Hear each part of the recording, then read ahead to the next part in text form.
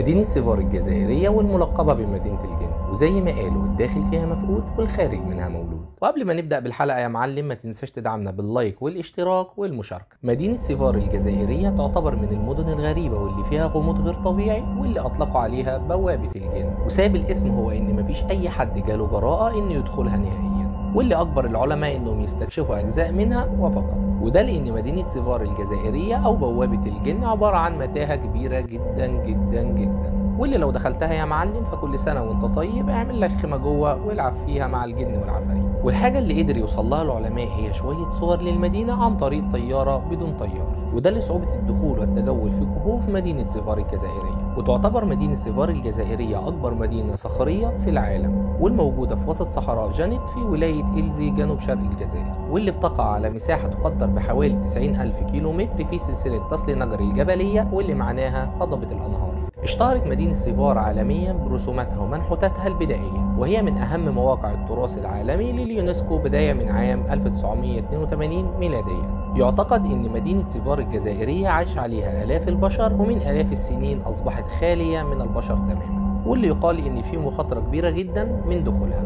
تحتوي مدينة سيفار الجزائرية على آلاف المنازل الصخرية وعلى أكثر من 15,000 لوحة جدارية. والحاجة الغريبة واللي مش مفهومة هي ان الرسومات الموجودة في منها أشكال معروفة وأشكال تانية غير معروفة. يعني هتلاقي صور لبعض الحيوانات المعروفة زي الخيول والزرافات والأبقار، وصور تانية لحيوانات غير معروفة وغريبة جدا. وهتلاقي برضو صور لبشر طايرين في الهواء ولابسين أجهزة مشابهة لأجهزة الطيران، وغيرهم لابسين معدات غطس وبيسحبوا أجسام غامضة على شكل اسطواني. وطبعا كتير من الآثار المادية والكتابات الحجرية الفريدة والنادرة، ورسومات لكائنات تبدو فضائية، واللي فسرها علماء الآثار على إنها دليل لوجود كائنات فضائية واللي زارت الأرض من فترات بعيدة، وإنها قدرت تتواصل مع الإنسان البدائي، واللي وثق وجودهم بالرسومات والمنحوتات. ورجح فريق البحث عام 2018 ميلاديا إن المدينة اتوجدت من قبل تواجد البشر، وده لأن كل الشواهد اللي بتعرضها المدينة بتشير إلى إن مدينة سيفار الجزائرية كانت من صنع الجن، وإن الجن هم السكان الأصليين للمدينة. وهنا نكون وصلنا لنهاية الفيديو. فلو بتشوف الحلقة عن طريق اليوتيوب ما تنساش تدعمنا باللايك والشير والسبسكرايب وتفعل زر الجرس. ولو كنت بتشوف الحلقة عن طريق التيك توك فما تنساش تدعمنا بالإعجاب والمشاركة والمتابعة والإكسبلور.